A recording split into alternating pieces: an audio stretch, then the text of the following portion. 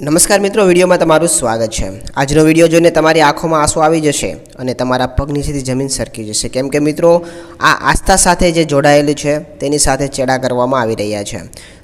દશામાનું વિસર્જન હોય કે ગણપતિ બાપાનું વિસર્જન હોય, વિસર્જન કર્યા બાદ મૂર્તિઓની હાલત એવી રીતના થઈ જાય છે કે જેને જોઈને આપણે આંખોમાં આંસુ આવી જાય છે।